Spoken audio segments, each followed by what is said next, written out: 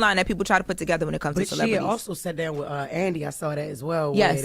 Where he asked her straight up where she couldn't run off and get in the van and nothing. And she just was like, I like to keep my dodged it. Private. Yes. You know? Well, we'll have to wait to see what happens if anything's going to happen. But she did when she did that side profile photo that she uploaded to her Instagram with the Wild Goon Ramen, she didn't look pregnant in that one. But the shot from the stage, I could see why fans would think what they thought, if I'm being honest. Man, we don't you go up and down sometimes? 6'7". I'm not. 6'7". No, but I don't get it. My 10-year-old keeps saying that 6'7". I don't get it. Yeah, you go up and down sometimes. Sometimes your stomach going flat. Sometimes it's not, right? Yeah, or but your stomach always on flat. I just think that with people and fans, with celebrities, they just don't believe it no more because you say that and then someone does end up being pregnant, and sometimes they don't be, but you just don't know. Because I know they thought that before. There's been other celebrities too, but yeah. Okay. Y'all just messy and gossipy. We've been talking about Lotto for 6 minutes right now. I'm trying to move on. All right. My bad. Go ahead. Move. No, just came in late. We had to listen to what her thing was. Okay. So in other news over the weekend, this was a big story that it was a big story when the news broke about Kyren Lacy. And so Kyren Lacy, was a potential scout. He was going to be scout. He was playing for LSU. And during the time that he was playing football, there was a car accident that they had alleged that he was involved in. Now, the car accident happened back in December, and there was a 78-year-old man who passed away because of this car accident. So he was being accused of driving recklessly. They alleged that Kyren Lacy was speeding and passing in a no-passing zone when they alleged that he swerved that someone swerved to avoid Lacy and crashed into another vehicle. Now, there's been video that has come out because Kyren Lacy's attorney, Matthew Ory, is trying to prove his innocence still, and he's saying that there's no way that he was the person that impacted the car. Let's take a listen to Matthew Ory.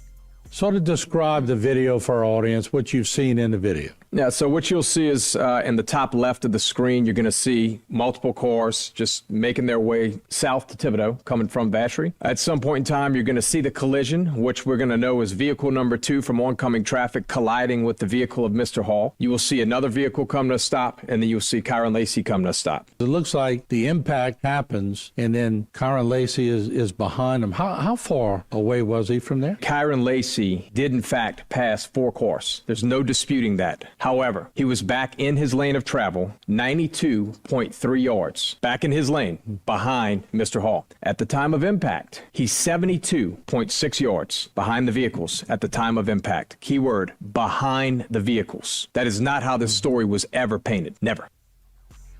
Yeah. Now, when we talk about the system being unfair, this is definitely an example of the system being unfair because I don't see what the brother did wrong at all. He didn't end up in this situation because of a poor choice that he made. From what I can see, he was completely falsely accused of something.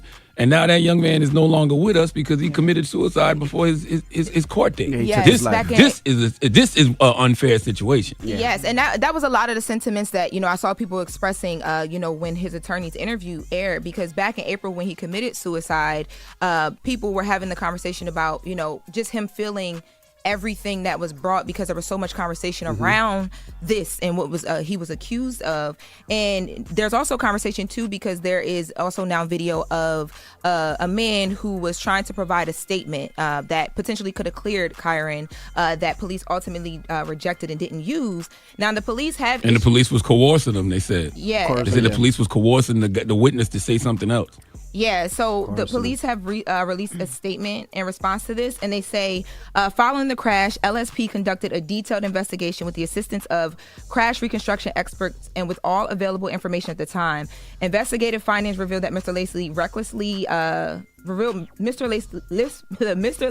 Lacy recklessly driving while approaching oncoming traffic, and that led to the events of the crash. The findings were presented to the 17th Judicial Court, which approved an arrest warrant based on the evidence collected. As with all investigations leading to arrest, the subjects of the investigations are presumed innocent until proven guilty in the court of law. No one disputes that he was behind the crash scene. His swerving, passing cars, and reckless operation caused the series of crash of events. Now, so they're basically saying we used everything that we had at the time to get to the point that we were, and he was presumed innocent until proven guilty. But, you know, there was a lot of things that did not happen for him once all of these conversations came out, which is why people's upset is, you know what I mean? Yeah, what I don't understand is, oh, go ahead. And I was going to say that innocent to proven guilty is a crocker-ish a lot of times because you lose everything. Once they charge you, once they say it's you, nobody waits and sees. You lose everything. And that man's mental with everything that he was going through and trying to make it to the league and all the pressure that he had on him, it's just really sad. It's a tragic situation, man. And I always feel like... But what I don't understand is... What's that? No, what I don't understand, and maybe I wasn't paying attention to this situation, you know, like I should have been. So maybe it was. So somebody correct me if I'm wrong. But why wasn't the story from the beginning that this young man was being falsely accused? Like, why wasn't his lawyers saying that from the beginning, or were they? I don't know, because all I heard was the narrative that this young man was guilty. I never heard a counter to that. I think what's happening right now is they have this video that they're able to show it, so they're coming out and having the conversation about it. I can't answer that question 100% though, but I know now this interview is happening because there's video that shows him driving around. Yes. But to what Charlamagne says, I just feel like when police do an investigation, that camera should have been able to get that camera a long time ago, and this brother probably would still have his life because the footage is there, right? The police do an investigation to see exactly what happened.